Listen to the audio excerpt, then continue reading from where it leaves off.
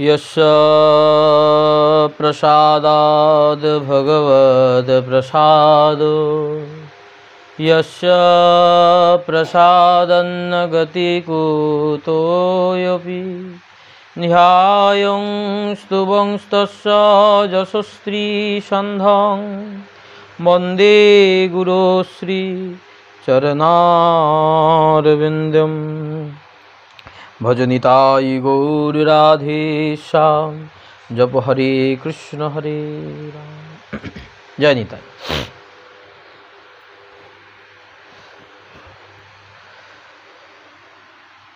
आज पवित्र हरिवासर तिथि उपलक्षे आमादेर भागवती कथा।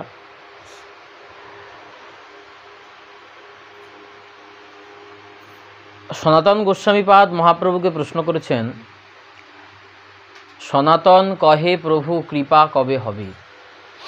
আমরা ভগবানের কাছে আসছি যাচ্ছি, মনে একটা প্রশ্ন জাগতে পারে না, কবে কৃপা হবে। তা সনাতন গোস্বামীপাদ আমাদের হয়ে মহাপ্রভুর কাছে প্রশ্নটি করেছেন, সনাতন কহে প্রভু কৃপা কবে হবে। প্রভু উত্তর দিচ্ছেন, মহাপ্রভু, প্রভু কহে সনাতন আমি মরি যাবে। প্রভু বললেন, সনাতন আমি মরি যাবে। আমি মরি যাবে, এই আমিত্ব বোধটা, আমি আমার এই বোধটা যেদিন যাবে সেদিন কৃপা হবে, তার আগে কৃপা হবে না। এই আমিত্ব বোধটা যদি না যায় তাহলে কৃপা কখনো হবে না। কেন হবে না? বলছেন কৃপা তো অহরহ হচ্ছে, আবার বলছেন আমি না মরলে কৃপা হবে না। এটা কেমন কথা? বলছেন বৃষ্টি অহরহ পড়ছে, কৃপা অহরহ বৃষ্টির মতো পড়ে যাচ্ছে, তাহলে আবার বলছেন আমি মরি যাবে তবে কৃপা হবে। এটা আবার কীরকম কথা? তখন বলছেন বৃষ্টি তো অহরহ ধারায় পড়ছে, কিন্তু বৃষ্টি যে পড়ছে এটা বোঝার জন্য তো অনুভব শক্তি লাগবে। তাই কৃপা যে হচ্ছে, এই কৃপার অনুভব শক্তিটা একমাত্র জাগবে যখন আমিত্ব ঘুচবে। আমি আমার এই বোধটা যতক্ষণ ঘুচবে ততক্ষণ পর্যন্ত কৃপার অনুভূতি আসবে না। এই জন্য মহাপ্রভু বললেন, প্রভু কহে সনাতন আমি মরি যাবে তবে কৃপা হবে। এই আমিত্ব বোধটা, এই আমিত্ব বোধটা কীরকম? এই আমিত্ব বোধটা কেন এলো আমাদের মধ্যে? আমাদের মধ্যে তো এই আমিত্ব বোধটা ছিল না। ছিল কি? কারণ আমরা তো নিত্য শুদ্ধ বুদ্ধ মুক্ত চিন্ময় স্বরূপ, সচ্চিদানন্দ বিগ্রহ ভগবানের অংশ। তাহলে আমাদের মধ্যে এই আমিত্ব বোধটা, আমার আমি, এই বোধটা কেন এলো? এই বোধটা এলো একজনের জন্য। কার জন্য এলো? মায়া। জীব নিত্য কৃষ্ণদাস তাহা ভুলি গেল, অতএব মায়া পিশাচি তার গলায় বাঁধিল। জীব যখন ভুলে গেল যে সে কৃষ্ণের নিত্য দাস, তখন কি করলো? মায়া এসে সুযোগ পেয়ে গেল, কারণ বাপের নাম ভুলে গেছে। যে কিডন্যাপার সে এবার কি করবে? বাচ্চা ছেলে যদি নিজের বাড়ির ঠিকানা ভুলে যায়, পরিচয় ভুলে যায়, তাহলে যারা ছেলে চুরি করে তারা ছেলেটাকে তুলে নিয়ে যেতে তাড়াতাড়ি সাহস হবে না তাদের? কারণ বাড়ির ঠিকানা জানে না, সব ভুলে গেছে। তাহলে আমরা যে কৃষ্ণের নিত্য দাস এটা আমরা ভুলে গেছি। জীব নিত্য কৃষ্ণদাস তাহা ভুলি গেল, অতএব মায়া পিশাচি তার গলায় বাঁধিল। গলায় বেঁধে কি করলো? কি করলো?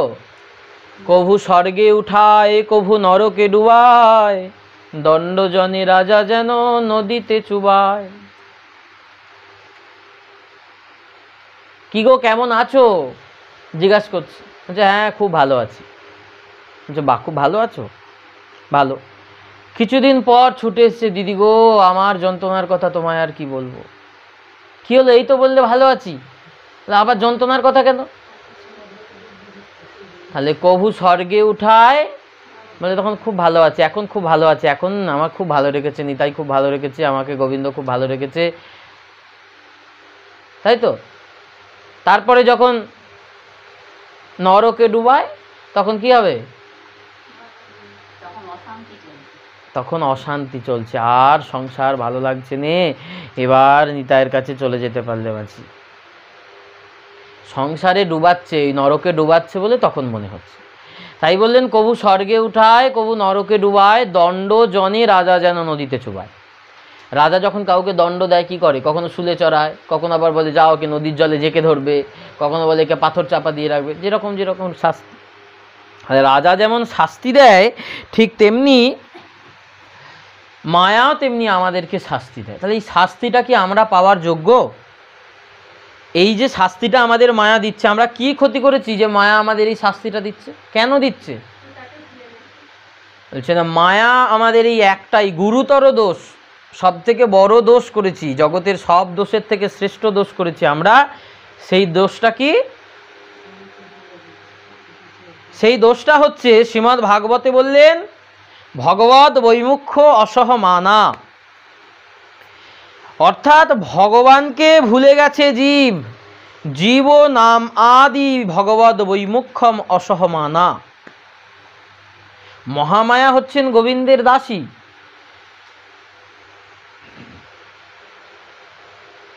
এখন দাসী হয়ে তিনি যদি দেখেন তার প্রভুকে আমরা অনাদিকাল হতে ভুলে গেছি, তাহলে তিনি রেগে যাবেন না? রেগে যাবেন যথেষ্ট, যে আমার প্রভুকে তোরা ভুলে গেছিস, যে প্রভু তোদেরকে সৃষ্টি করলো, জন্ম দিল, ধন সম্পত্তি, বিষয় সম্পত্তি, টাকা পয়সা, বউ ছেলে, গাড়ি বাড়ি সব দিল, তোরা কি করলি? তাকেই ভুলে গেলি। কৃষ্ণ ভুলি সেই জীব অনাদি বহির্মুখ, অতএব মায়া তারে দেয় সংসার দুঃখ। কৃষ্ণ ভুলে জীব সংসার সুখে মেতে রয়েছে। বলছে মা একটু হরিনাম শুনতে যাবে না? বলছে কি করে যাব, এখন ছেলে ছোট। যেই ছেলে ছোট বলে ঠিক আছে, ছেলে বড় হলে এসো। যেই বড় ছেলে তখন বলে ছেলের পরীক্ষা, আবার উচ্চ মাধ্যমিক দেবে, কলেজে পড়বে, আর হলো না। তারপরে বলে এবার ছেলের বিয়ে দিয়েছি, ঘরে নতুন বউ, কি করে রেখে যাব? ঘরে নতুন বউ একা থাকবে, তাকে রেখে কি যাব? সেদিনকেই এসেছিল, এসে বলছিল নতুন বউকে রেখে কি করে একা একা যাবো কোথাও, সীতার মতো হরণ হয়ে যাবে যেন। এগুলো মায়া, এগুলো এক প্রকারের মায়া। তারপরে বলে কি এখন যাবে না? বলছে এই তো নাতি নাতনি হয়েছে, নাতিটার মুখের দিকেই তাকিয়ে বসে থাকতে ইচ্ছা করে, আর যেতে ইচ্ছা করে না। মায়া, ওই নাতি তোমার বুকে মারবে লাথি। তাহলে জীব নিত্য কৃষ্ণ দাস তাহা ভুলি গেল, ভুলিয়ে দিচ্ছে মায়া। এক একটা মায়ার হচ্ছে এটা লোভনীয় বস্তু। বাচ্চা ছেলে যখন কান্না করে, বাবা তখন তাকে লজেন্স দেয়, লজেন্স দিয়েও যখন সে কান্না থামায় না, লাড্ডু দেয়, লাড্ডু দেওয়ার পর ক্যাডবেরি দেয়, ক্যাডবেরি দেওয়ার পরও যখন কান্না থামায় না, তখন খেলনা দেয়। এবার সেই খেলনা দেওয়ার পর তাতেও যখন হয় না, তখন কি করছে? বলে একটা দোলনা কিনে দিয়েছে, দোলনায় খুব দুলছে, দুলতে দুলতে মুখ থাবড়ি খেয়ে পড়ে নাক মুখ ফাটিয়ে ফেলেছে, 10টা সেলাই করেছে। কি হলো? নাতি বুকে মারবে লাথি। যত করবে কামাই, নিয়ে যাবে সব জামাই। তাহলে এইগুলো বুঝতে হবে যে সময় বয়ে যায়। ওই যে লালাবাবুকে বলেছিল না, বেলা যে বয়ে যায়, এবার বাসনায় আগুন লাগাও। আর কেন? আর কার জন্য ভাবছো? কার জন্য সংসারটাকে আঁকড়ে ধরে পড়ে আছো? আর নয় তো, দিনটা তো বয়ে যায়, এক একটা করে দিন যায়, এক একটা সময় চলে যায়, আর তো সময় নাই। কবে করবে হরিভজন? মন তুমি কি ভাড়ামি করো? ওরে মন তুই কি ভাড়ামি করো?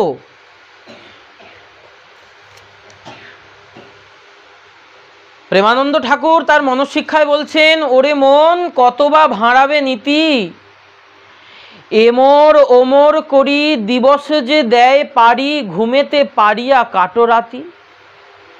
এ আমার, ও আমার, ওটা আমার, সেটা আমার, সব আমার। বলে এটা কে করেছে? না আমি করেছি।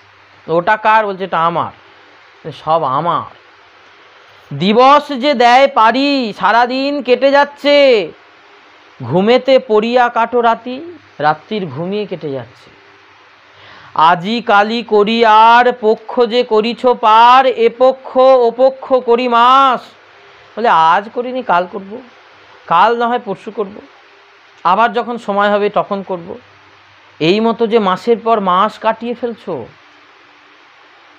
এ মাস ও মাস করি অয়নে ফেলিলে ঠেলি, অয়নে অয়নে 12 মাস। এ মাসে হবে না, পরের মাসে হোক, পরের মাসে হলো না, তারপরের মাসে হোক। কবে ভজন করবে? বছর কেটে যাচ্ছে। এ বর্ষ ও বর্ষ করি কহিছ জনম ভরি, কবে তোর ঘুচিবে জঞ্জাল। বলে এবছর না হোক পরের বছর হবে, পরের বছর ঠিক হয়ে যাবে। এবর্ষ ও বর্ষ করি জনম কাটিয়ে দিচ্ছ, কবে মনের জঞ্জাল ঘুচবে, কবে অবসর হবে, কবে হরিনাম লবে, যবে আসি দণ্ডাইবে কাল। কখন তোমার সময় হবে হরিনাম করার? কবে হরিনাম লবে? এখনো কি সময় হয়নি হরিনাম করার? যখন যম এসে মাথা গড়ায় দণ্ড নিয়ে দাঁড়িয়ে থাকবে, তখন হরিনাম করার সময় হবে? সারাটা জীবন খুব তো সংসার সামলালে, এবার যখন সংসার ঠেলে ফেলে দিয়েছে, তখন গোবিন্দের কাছে এসে, গোবিন্দ তুমি আমার, আমি তোমার। গোবিন্দ বলে এমন ভালোবাসার আমার দরকার নেই। কফেতে করিবে বল, বাতিক হইবে কাল, পিত্ত কোথা রইবে লুকাইয়া। গলায় কফ ঘর ঘর করবে, কালে এসে দাঁড়াবে, কোথায় যাবে, কে রক্ষা করবে? কণ্ঠ হবে অবরোধ, কোথায় থাকিবে বোধ, হরিনাম লবে কে রে ভাই। মরার সময় বাবাকে বলছিল না, বাবা একবার হরি বলো, বাবা একবার হরি বলো। বাবা ঘর ঘর ঘর ঘর করে করে করে করে কি হলো? হরি নাম আর তার বলা হলো না। হরি নাম লবে কে রে ভাই। এখন অভ্যাস করো, হরি হরি সদা স্ফুরো, জিহ্বাকে করিয়া লহবশ। এখন হরিনাম অভ্যাস করো, হরি হরি সদা বলো। কেন বলতে হবে? কেন মালা দিয়েন গুরুদেব? কেন মালা জপ করতে বলেন গুরুদেব? বলেন এই জিহ্বাটাকে বশ করাও। দেখবে যে খুব খিস্তিখোর হয়, যে খুব গালাগালিখোর হয়, তার মুখে এমনি খিস্তি বেরিয়ে যায়, এমনি গালাগালি বেরিয়ে যায়। একটা কথার আগে গালাগালি, একটা কথার পরে গালাগালি। কেন? তাই তো সারাক্ষণ মুখে খিস্তি দেয়। অভ্যাস। ঠিক তেমনি তুমি যদি সারাক্ষণ হরিনামের অভ্যাস করো, নামমালায় নাম রটতে থাকো, নাম বলতে থাকো, বলতে থাকো, বলতে থাকো, তোমার আগে পিছে নামই বেরোবে। পায়ে হোঁচট খেলেও ও মাগো না বলে তখন হানিতাই বেরোবে। অভ্যাস। ভগবান গীতায় বলেছেন, অভ্যাস ও যোগে না তু কোনতে। আমরা সব শুনি, কিন্তু মানতে চাই না, করতে চাই না। কতবার বলি, কত শুনি, শুনিলে না শুনে কান, জানিলে না জানে প্রাণ, ডরাইতে না পারে নিশ্চয়। এই মনটাকে ভয় পাওয়ায় না যে সত্যিই তো আমার সময়টা নাই। যেদিন মনে হবে আমার সময় নাই, সেদিন ভজন শুরু হবে। কারণ এখনো আমি মনে করি এখনো তো 10 বছর বাঁচব, এখনো 20 বছর আছি, তো যখনও ভজন করব। কিন্তু একবারও ভাবি না, নিঃশ্বাস নবিশ্বাস কদা রুদ্ধ ভবিষ্যতি। নিঃশ্বাসের কবু বিশ্বাস নাই, এক্ষুনি যদি রোধ হয়ে যায় আর সময় না। তাহলে এখনই অভ্যাস করো, হরি হরি সদা স্ফুরো, জিহ্বাকে করিয়া লও বশ। আপনি নাচিবে তুণ্ড, ঘুচিবে যমেরও দণ্ড, নহে কেন শরীর অবশ। বলে শরীরও যদি অবশ হয়ে যায়, আপনি নাচিবে তুণ্ড। এই জিহ্বা, এই ঠোঁট এমনি এমনি নাচবে, হরি হরি বলবে, নিতাই নিতাই বলবে। ঘুচিবে যমেরও দণ্ড। জিহ্বায় আপনি যখন নাম হবে, তখন যমরাজ আর নিয়ে যেতে পারবে না, তখন বিষ্ণুদূতে তোমায় নিয়ে যাবে।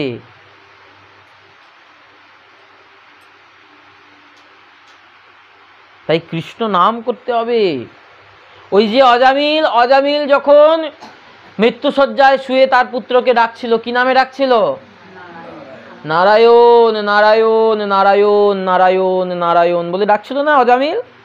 তাই অজামিল যে নারায়ণ নারায়ণ বলে ডাকছিল, সেই মৃত্যুকালে যমদূত এসেও তাকে কি নিয়ে যেতে পেরেছিল? নিয়ে যেতে পারেনি। কেন নিয়ে যেতে পারেনি? বলে তে সারা জীবন ওই নারায়ণ বলাটা অভ্যাস করেছিল, তাই না? ছোট ছেলেকে নারায়ণ নারায়ণ বলে কত আদর করে ডেকেছে, কত অভ্যাস করেছে। তো প্রেমানন্দ কহে এই মরিলে না মরে সেই কৃষ্ণ কৃষ্ণ সদা যার মুখে। প্রেমানন্দ ঠাকুর বলছেন মরলেও সে মরে না, অমর হয়ে থাকে। কে অমর হয়ে থাকে? বললেন কৃষ্ণ কৃষ্ণ সদা যার মুখে। যে সদা কৃষ্ণ কৃষ্ণ বলে মুখে, সে মরেও অমর হয়ে থাকে। এই ভক্ত সমাজ, এই বৈষ্ণব সমাজ তাকে চিরকাল মনে রাখে। কোথা তার কর্মবন্ধ প্রেমে মত্ত সদানন্দ গতায়াত মাত্র নিজ সুখে। তার কর্মের বন্ধন থাকে না, সে সদা প্রেমানন্দে মত্ত থাকে, নিজ সুখে গতায়াত করে।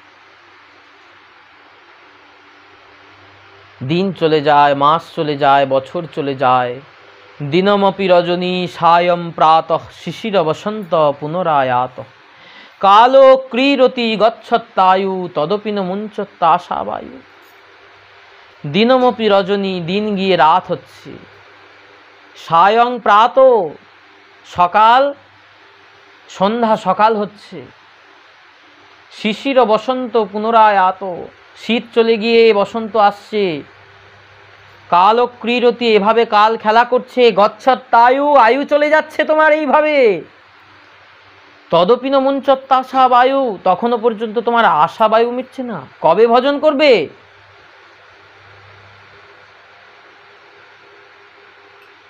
এখনো মিটছে না। কত সময় ফাঁকা বসে থাকি, কত সময় ফাঁকা গল্প করি, কিন্তু তখনও তো মনে হয় না এক্ষুনি যদি আমি মরে যাই, আমার তো নিতাই বলতে বলতে মরা হবে না। এক্ষুনি যদি আমার সময় এসে যায়, আমার সমন আসে, আমি তো নিতাই বলতে বলতে মরতে পারবো না। অতএব আমি নামের সাথে থাকি, নাম করি সব সময়। বলেছেন তো, খাইতে শুইতে নাম যথা তথা লও, কাল দেশ নিয়ম নাই সর্বসিদ্ধি হয়। খেতে শুতে উঠতে বসতে সর্বসিদ্ধি নাম, নাম করো, সব সময় নাম করো। কিন্তু আমার এমন দুর্মতি, এই নাম নিতে আমার বড় কষ্ট, নাম করতে বড় কষ্ট, মালা করতে বড্ড অসুস্থ, হয় না। তাহলে তো হবে না। তাই জন্য মায়াদেবী আমাদেরকে কি করলেন? দণ্ড দিলেন। জীব নামাদি ভগবদ বৈমুখ্যম অসহমানা। তিনি সহ্য করতে পারলেন না আমাদের এই কৃষ্ণ ভোলাটাকে। তিনি শাসনের সুরে বলছেন, সারাটা দিন গেল, একবারও বই নিয়ে বসলি না, একবারও কৃষ্ণ নাম নিয়ে বসলি না, একবারও কৃষ্ণ বললি না। সারাটা দিন তো কত কিছু করলি, এটা আমার দায়িত্ব, ওটা আমার দায়িত্ব, সেটা আমার দায়িত্ব, ওটা আমার কর্তব্য। কৃষ্ণ বলাটাও যে, হরি ভজন করাটাও যে, গৌর গোবিন্দ পাদ পদ্ম ভজন করাটাও যে তোর কর্তব্য, সেটা কই একবারও মনে করলি না, একবারও ডাকলি না। তা তুই যেমন গোবিন্দকে ভুলে থাকলি, তাই সারা জীবনের মতো গোবিন্দকে তুই ভুলেই থাক, আর যেন কোনোদিন তোর গোবিন্দকে মনে না পড়ে। এত বড় দণ্ড আমাদের দিয়ে দিলেন। দিয়ে কি করলেন? প্রচুর টাকা পয়সা, অর্থ বিত্ত বৈভব সম্পত্তি, স্ত্রী পুত্র পরিবার পরিজন, গাড়ি ঘোড়া সব দিয়ে আমাকে ভুলিয়ে দিলেন। কৃষ্ণ নাম আমার মনে পড়ে না।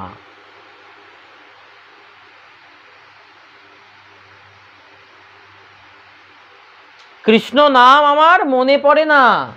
কেন? মায়া আমাকে ভুলিয়ে দিয়েছে তো এইসব দিয়ে, কেন আমি মনে করব? তাহলে এই অবস্থায় জীবের উদ্ধারের উপায় কি আছে? তখন সনাতন গোস্বামী পাদকে মহাপ্রভু বলছেন, ভ্রমিতে ভ্রমিতে যদি সাধু বৈদ্য পায়, সাধুর উপদেশ মন্ত্রে মায়া পিশাচি পালায়। ভ্রমণ করতে করতে, ঘুরতে ঘুরতে, এই জনি ভ্রমণ করতে করতে, 84 লক্ষ জনি ভ্রমণ করতে করতে, তাই ভ্রমিতে ভ্রমিতে যদি কোনো সাধু বৈদ্য পায়, ঘুরতে ঘুরতে, এখানে দেখে দাও না, আলোটা অরিজিনালি ক্যামেরা আসবে। ভ্রমিতে ভ্রমিতে যদি সাধু বৈদ্য পায়, তাহলে সাধু বৈদ্যের সেই উপদেশ মন্ত্রে মায়া পিশাচি পালায়।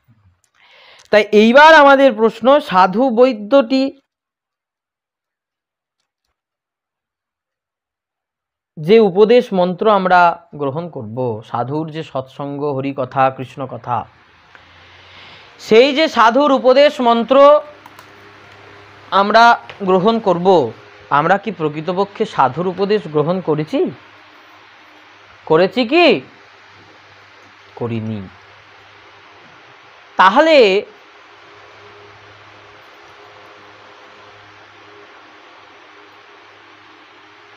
সাধুর উপদেশ মন্ত্র যখন আমরা গ্রহণ করিনি, তাহলে আমাদের উদ্ধারের উপায় কি? তখন উদ্ধারের উপায় আর নাই। নান্য পন্থা অয়নায় বিদ্যাতে, আর কোনো উপায় নাই। জীব যদি সব ছেড়ে দিয়ে, সমস্ত মোহমায়া, সমস্ত আশা আকাঙ্ক্ষা ছেড়ে দিয়ে একমাত্র গুরু গোবিন্দ সাধু বৈষ্ণবের চরণে প্রপত্তি জানায়, তবে কি হবে? তার গোবিন্দ ভজন করার স্বাদ জাগবে। দেখবে মাতালের সাথে তুমি এক মাস ঘোরাঘুরি করো, তোমারও মনে হবে এক গ্লাস যদি আমি একদিন খাই কি আর অসুবিধা আছে, মনে স্বাদ জাগবে। কেন বললেন? যেমন সঙ্গ তেমন রঙ্গ, সঙ্গগুণে রঙ্গ বাড়ে। তাহলে সাধুর পরশে বৈষ্ণবের সঙ্গ থাকলে থাকতে থাকতে তবে হবে। তাই জীবের মুক্তি কখনো নিজের সাধনে হয় না। জীব যদি নিজে চেষ্টা করে করব বলে মনে করে, তাহলে কখনো করতে পারবে না, নিজ চেষ্টায় সম্ভব নয়। তাহলে কি করে করবে? বললেন তন্ময়ায় আত বুধ আভজেত্তম। কি করে বুঝবে? তন্ময়ায় আত বুধ আভজেত্তম ভক্তই কয়ে সং গুরুদেব তাত্মা। যদি গুরুদেবের কৃপায়, সাধু গুরু বৈষ্ণবের কৃপা ঘটে, তবে হবে। তার শরণাগত হয়। শরণাগতটা কেমন? কেমন শরণাগত? সাধু বৈষ্ণবের শরণাগতটা কেমন? বললেন যেখানে যতটুকু আমার পক্ষে সম্ভব ততটুকু, তারপরে যদি আমার পক্ষে সম্ভব নয়, আমার অ্যান্টি কথা বলে, তখন আর তার কাছে আমার যাওয়া যাবে না। এইটি হলে সাধুসঙ্গ হলো না। অবশ্যই সজাতীয় সয়েত স্নিগ্ধ, সজাতীয় সাধুসঙ্গ করতে হবে, অর্থাৎ আমার সমগোত্রীয় সাধুসঙ্গ করতে হবে, আমার গুরু পরম্পরা মানে আমার ধারার সঙ্গে মিল আছে, সেরকম সাধুসঙ্গ করতে হবে। তাহলে আমার ভজন যেরকম আর তার ভজন অন্যরকম হলে আমার তো তার সঙ্গে সঙ্গ করে লাভ হবে না।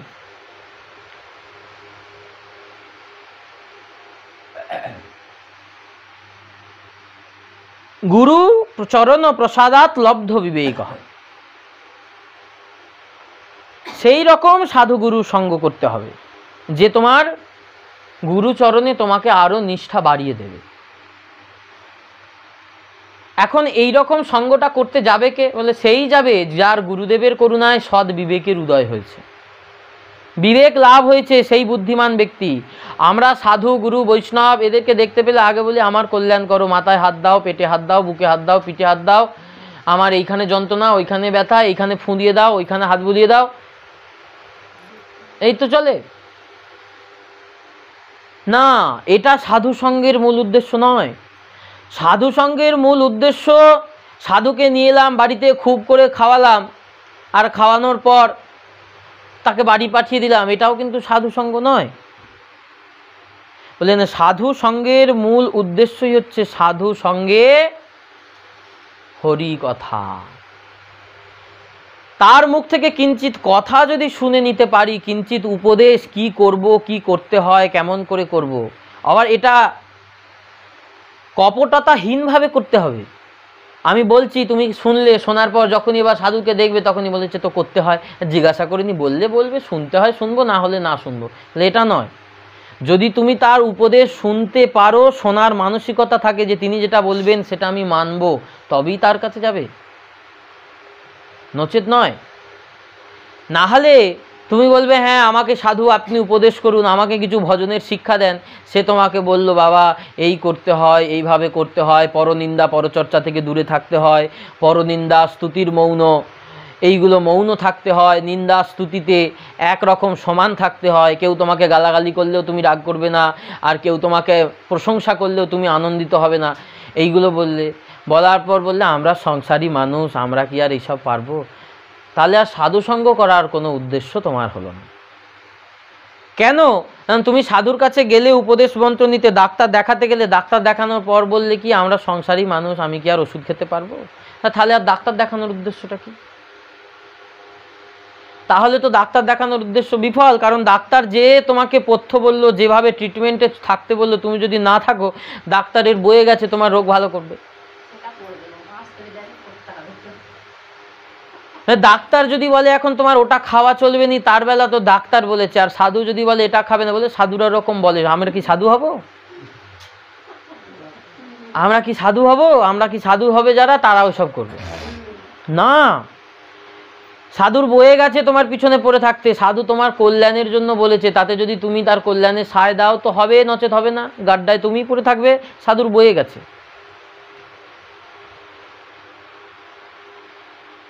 তাই জন্য গুরুপাদ পদ্মের করুণায় বিবেক কার লাভ হবে বলে আমরা তো সবাই দীক্ষা নিলাম। কতজন আচরণ করছি? গুরুচরণ তো অনেকে আশ্রয় করেছে, কিন্তু আচরণ কতজন করছে? বলছেন গুরুদেবের করুণায় যার বিবেক লাভ হয়েছে। ওই যে বিবেক লাভ হয়েছে, আমার আর সময় নাই, আজকে রাত্রে শুতে যাচ্ছি, কাল সকালবেলা তো আমার ঘুমটা নাও ভাঙতে পারে, আজকে আমার হরিনাম করা হয়নি, কাল করে নেবো, কাল সময় আছে, কাল দুমালা বেশি করে নেবো। আজকে যদি আর চোখের পাতা না খুলি, আর পরের জন্মে না জানি কি হয়ে জন্মাবে। এমন তো ভজন করিনি যে পরের জন্মে আমাকে আবার ভক্ত করে জন্ম দেবে। কত অপরাধ, কত পাপ, কত কি করছি। পরের জন্মে যে মানুষ হয়ে জন্মাবো তার কোনো গ্যারেন্টি নাই। মাছি হয়েও জন্মাতে পারি, পিঁপড়ে হয়েও জন্মাতে পারি, মশা হয়েও জন্মাতে পারি, বৃক্ষ হয়েও জন্মাতে পারি। তাহলে কোনো নিশ্চয়তা যেখানে নাই, এই বিবেক বোধটা যদি জাগ্রত না হয়, কোনোদিনই ভজন হবে না। ঠাকুরকে রোলা, তুলসী পাতা, চরণে এইসব দিয়েই যদি ভক্তি হতো, তাহলে অনেক আগেই অনেকে ভক্তি করে পেয়ে যেত। আগে বিবেক লাভ।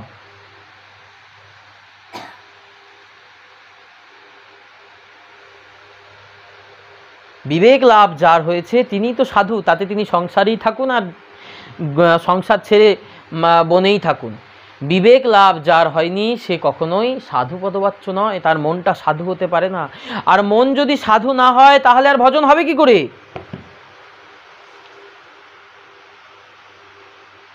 তাই জন্য প্রহ্লাদ মহারাজ শ্রীমদ্ ভাগবতে নবধা ভক্তির কথা বলেছেন।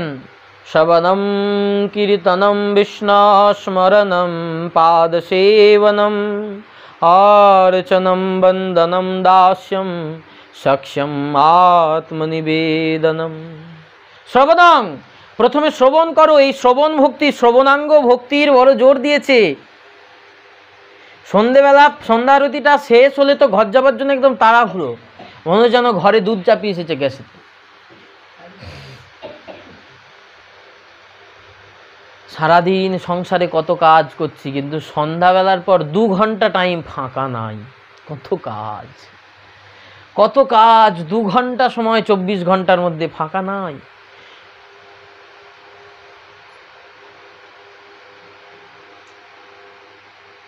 এরম ভাবে ভজন হয় না। তাই জন্যই লোচনদাস ঠাকুর বলেছেন, কলিযুগে ভক্ত প্রচুর হবে, নাচিয়া গাইয়া সব জমালয়ই যাবে। হবে, অনেক ভক্ত প্রচুর হবে। তাহলে আমরা নিজেরাই নিজেদেরকে কত ফাঁকি দিচ্ছি।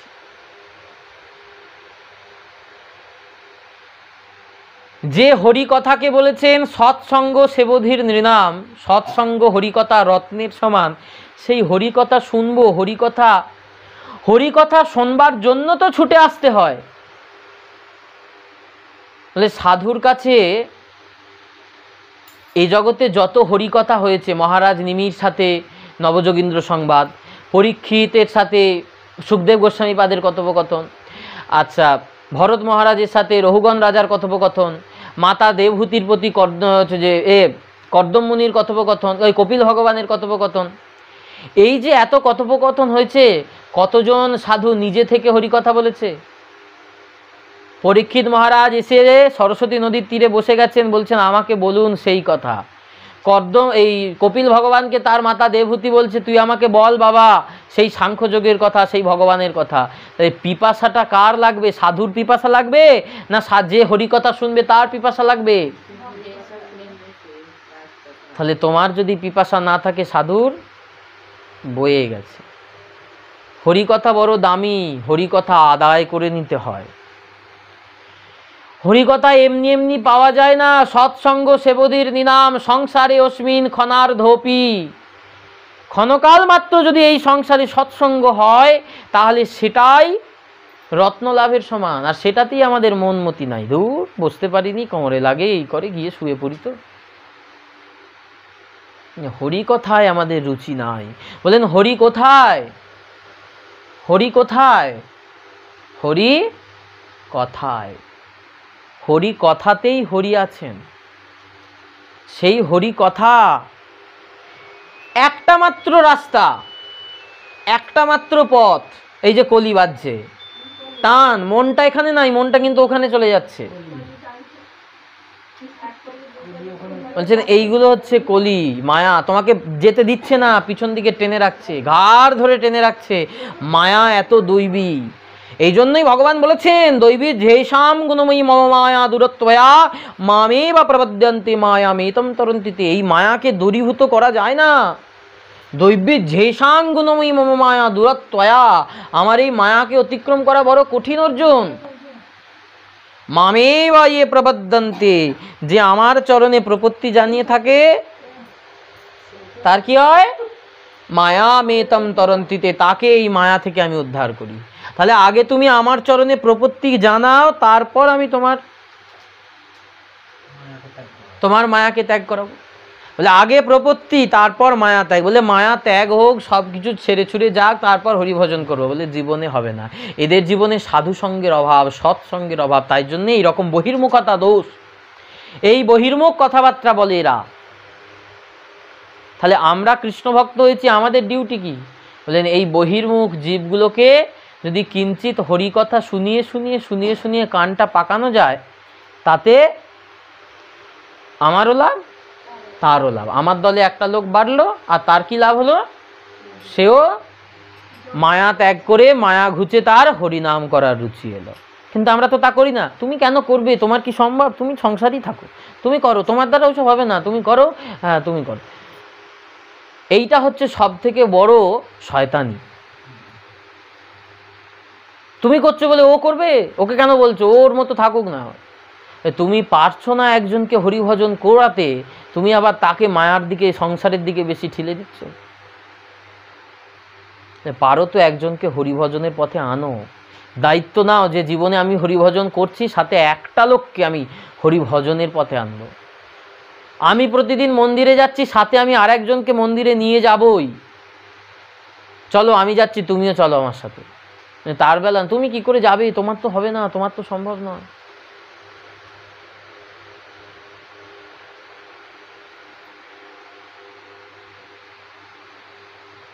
এই যে বহির্মুখতা দোষ, আমরা কৃষ্ণ ভক্ত হয়েও আমাদের মধ্যে থেকে এই বহির্মুখতাগুলো যায়নি। এখনো মাছ মাংসের গল্প করি। যখন মাছ মাংস খেতাম, এইরকম করে রান্না করতাম, তোমরাও এরকম করে রান্না করো। এইগুলো হচ্ছে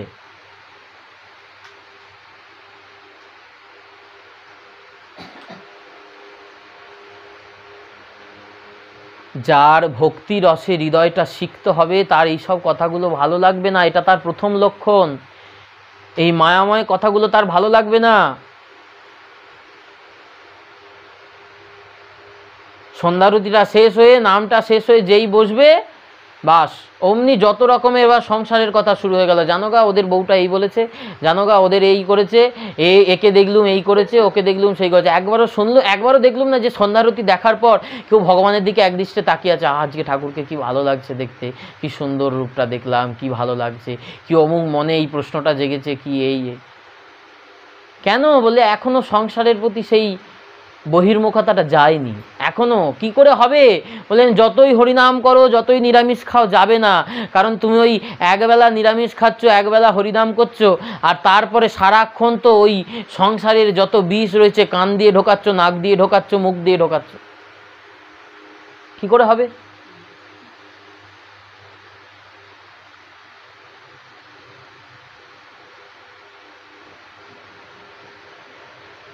প্রেমভক্তি চন্দ্রিকায় নরোত্তম দাস ঠাকুর স্পষ্ট কথা বলেছেন।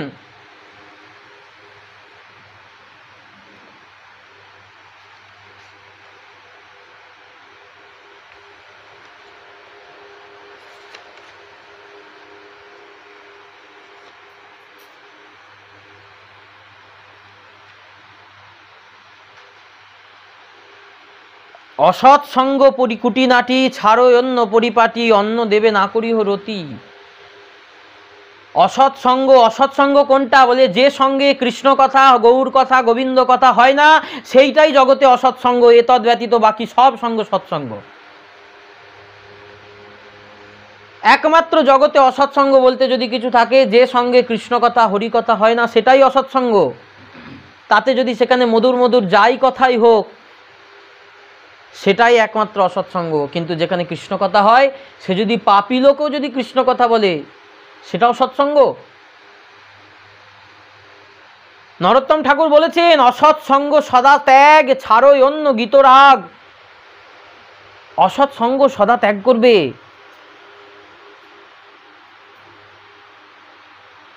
অন্নাভিলাষিতা শূন্যম জ্ঞান কর্ম দনাবৃতাম, আনুকূল্যেন কৃষ্ণা অনুশীলনং ভক্তির উত্তমা। অন্নাভিলাষিতা শূন্যং, অন্য কোনো অভিলাষ, অন্য কোনো কিছুর প্রতি আশা ত্যাগ করে জ্ঞান কর্মা দনাবৃতম, জ্ঞান যোগে কর্ম করো।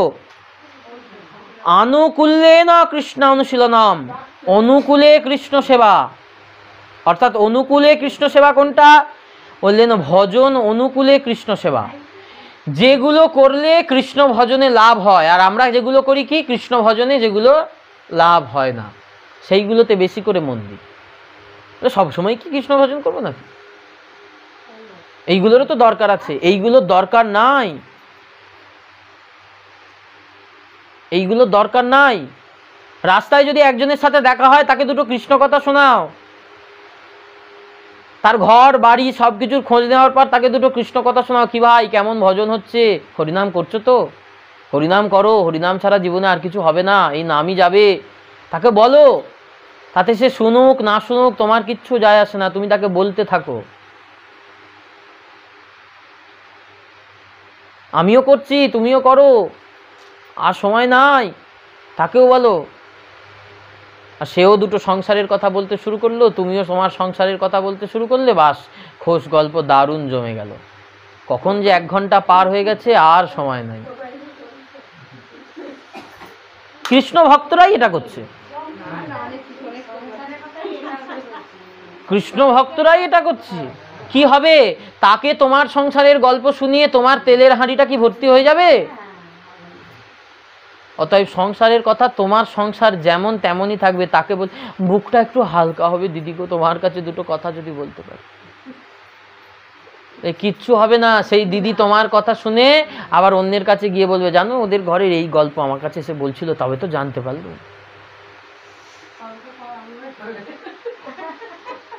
তাহলে এই যে পরিস্থিতি, একবার মনে ভালো করে দেখো, এইটাই কি আমার ভজন হচ্ছে?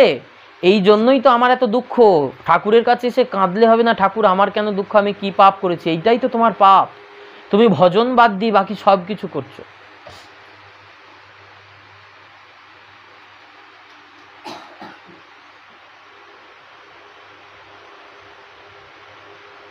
তাই এই নববিধা ভক্তির প্রথম ভক্তি শ্রবণ, শুনতে হবে।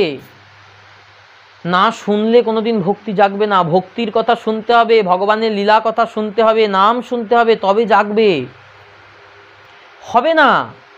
মহারাজ পরীক্ষিত মালা নিয়ে ঘুরছিল, কোথাও দেখেছো মহারাজ পরীক্ষিত মালা নিয়ে তীর্থে তীর্থে ঘুরেছে?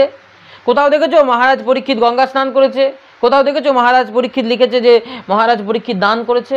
কিচ্ছু করেননি মহারাজ পরীক্ষিত। কিন্তু 7 দিন টানা এক আসনে বসে সব কিছুর চিন্তা পরিত্যাগ করে দিয়ে, এইটা কিন্তু মহারাজ পরীক্ষিতের একটা ডিগ্রি ছিল। সব চিন্তা মনের মধ্যে থেকে পরিত্যাগ করে দিয়ে শুধুমাত্র তার চিন্তা ছিল গোবিন্দ লাভ, গোবিন্দকে যেন আমি পেতে পারি, আমার প্রভু মদনমোহনকে যেন আমি লাভ করতে পারি, গোবিন্দ চরণ যেন আমি পেতে পারি। এইটাই ছিল পরীক্ষিতের মনের মধ্যে একমাত্র বাসনা। আর সেই বাসনা নিয়েই মহারাজ পরীক্ষিত সরস্বতী নদীর তীরে সুখদেব গোস্বামী পাদের শ্রীমুখ হতে সুখমুখ বিগলিত ভাগবতী বার্তা শ্রবণ করেছিলেন। আর সেই শ্রবণ করে 7 দিনের মাথায় তিনি ভগবত প্রাপ্তি করেছিলেন কি না? তাহলে এই শ্রবণ ভক্তির বড় কাজ, শ্রবণ ভক্তির বড় যোগ্যতা। তাই শুনতে হবে হরিকথা, রোজ শুনতে হবে। একদিন শুনলে হবে না, শুধু একাদশীর দিন এলাম, একাদশীর দিন হরিকথা শুনলাম, বিরাট কিছু হয়ে গেল, এটা নয়। রোজ শুনতে হবে, রোজ হরিকথা শুনতে হবে। সাধু সঙ্গে হরিকথা শুনলে এই হরিকথা শুনতে শুনতে হৃদয়ের তম বিনাশ হবে।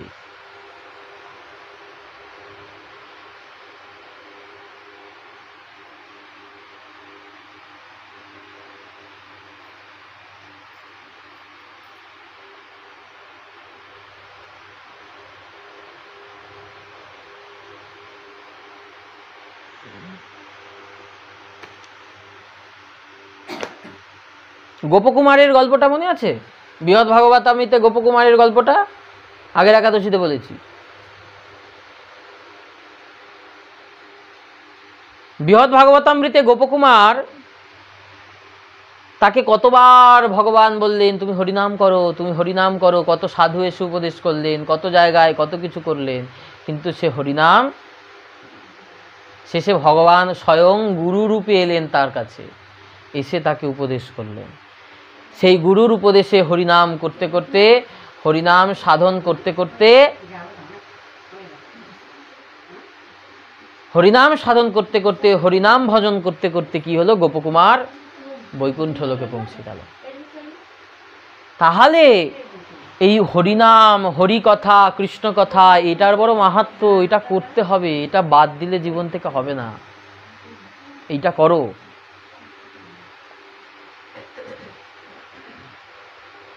হরিকথা শুনতে না পাই, নিজে গ্রন্থ পড়ব, প্রেম ভক্তি চন্দ্রিকা তো আছে, প্রেম ভক্তি চন্দ্রিকা নিজে পড়ব,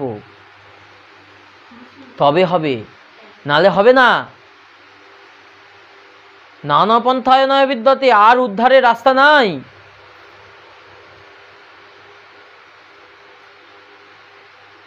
কলিযুগে আমাদের আয়ু বড় কম, তার মধ্যে নিরন্তর চলে যাচ্ছে।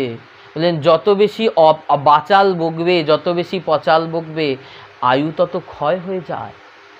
এই জন্য সাধুরা মৌন থাকেন। প্রয়োজনের অতিরিক্ত কথা বলবে না, আর যদি হরিকথা হয় তো বলবে, আর প্রয়োজনের অতিরিক্ত যদি কথা বলো আয়ু ক্ষয় হয়, প্রাণবায়ু বেরিয়ে যায়। এই যে কথা বলছি, মুখ দিয়ে নাক দিয়ে প্রাণবায়ু বেরিয়ে যাচ্ছে, আর প্রাণবায়ু যত বেরিয়ে যাবে তত কি হয়? প্রাণ, আমাদের আয়ু তত কমে যায়।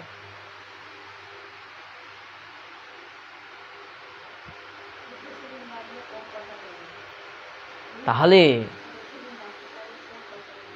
হরি কথা ছাড়া অন্য কথা বলবো না, আন কথা না বলিব, আন কথা না শুনিব, সকলই করিব পরমার্থ। আন কথা বলবো না, আন কথা শুনবো না, সকলই করিব পরমার্থ। অনেক দিন পর এসেছি, দেখা হয়েছে, বাবা ঝুলনের কীর্তনে দেখি এসে সব বসেছে। এ ওর ঘরের কথা জিজ্ঞেস করে, ওর ঘরের কথা জিজ্ঞেস করে, হ্যাঁ তোমার বাপের বাড়ি থেকে ফিরেছে না বাপের ঘরই আছে, হ্যাঁ তোমার বৌমা কি করছে। একবারও মনে হয় না কি গো ভজন কেমন করছো, কত কি করলে, কি কেমন আছো, একবারও মনের মধ্যে এই প্রশ্নটা আসে না। কেন কেন আসে না? বলছে মনের মধ্যে প্রশ্নটা আসবে কেন? বললেন সারাদিন সকাল থেকে যে ছেলেটা খেলাধুলা করেছে, সে যখন সন্ধেবেলা বই নিয়ে বসবে, তার বই তো বলবে না, তার মন তো বলবে না আমি এবার পড়াশোনা করি। কেন? সে তো সারাদিন খেলাধুলা করেছে, তার মনের মধ্যে, ব্রেনটা তো আমাদের কম্পিউটার, তার কম্পিউটারে তো লোড হয়ে আছে শুধু খেলা, শুধু খেলা, শুধু খেলা। সারাদিন সাংসারিক কথাবার্তা, জাগতিক কথাবার্তা, জাগতিক আলোচনা, হাহা হো হো ঢোঢো, এইসব। সন্ধেবেলা যখন ভজন করতে বসছি তখন তো আর মন বসছে না। তাহলে মনটাকে সংযত করতে হবে, সংযতেন্দ্রিয়, এই মনটাকে নিজের করে রাখতে হবে। মনটা যদি চারিদিকের হয়ে যায়, অনেক লোকের হয়ে যায়, তাহলে আর ভজন হবে না। মনটাকে নিজের করে রাখতে হবে। তাই এক মনে এক ধ্যানে ভজন করো, নাম করো, ভগবানের রূপ চিন্তা করো, নাম চিন্তা করো, নামের স্বরূপ চিন্তা করো, দেখবে আস্তে আস্তে আস্তে আস্তে ভজন হবে। আস্তে আস্তে তুমি ভজনের পথে এগোচ্ছ। ভজন কোনটা? কোনটাকে বলে ভজন? বলেন ভক্তি কোনটাকে বলে? বলেন কৃষ্ণ বলতে বলতে যদি দুফোঁটা নয়নে বাড়ি না ঝরে তাহলে আর কিসের ভক্তি হলো? তাহলে আর কিসের মন্ত্র সাধন হলো? কিসের হরিনাম হলো? আমার নয়ন দিয়ে তো দুফোঁটা জল পড়লো না। আঁসু বাহানা হোগা, এই নয়ন দিয়ে জল ঝরাতে হবে, তবে ভগবানকে পাওয়া যাবে, তবে তার হৃদয়টা গলবে। তার তো পাষাণের হৃদয়, ভগবানকে তো পাষাণই বলেছেন, পাষাণময় বলেছেন বৃন্দা তুলসী। তুমি পাষাণ হৃদয়, পাষাণ হয়ে যাও। সেই পাষাণ হৃদয়কে গলাতে গেলে নয়নের অশ্রু ছাড়া গলবে না, নয়নের অশ্রু দিয়ে গলাতে হবে, তবে হবে। গোবিন্দের জন্য, হা রাধে, রাধারানীর জন্য করুণা করো কৃপাময়ী রাধে বলে আঁসু বাহাতে হবে। ওই তোমার দাড়ি দেখে আমার ধাড়ির কথা মনে পড়ে যাচ্ছে, ওইভাবে কাঁদলে হবে না। সংসারে আমার এত দুঃখ, আমি কি করে থাকবো, আমি কি করে খাবো, এই ভেবেও কিন্তু কাঁদলে হবে না।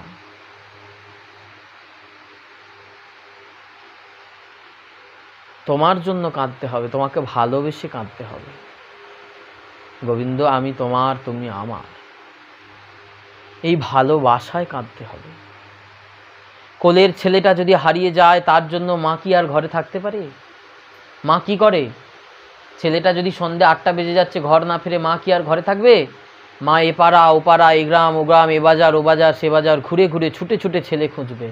আমাদেরও গৌর গোবিন্দ যে হারিয়ে গেছে, মায়ার দণ্ডে তো আমরা গৌর গোবিন্দকে হারিয়ে ফেলেছি। চেষ্টা করেও তো আমরা সেই গৌর গোবিন্দকে খুঁজে পাচ্ছি না।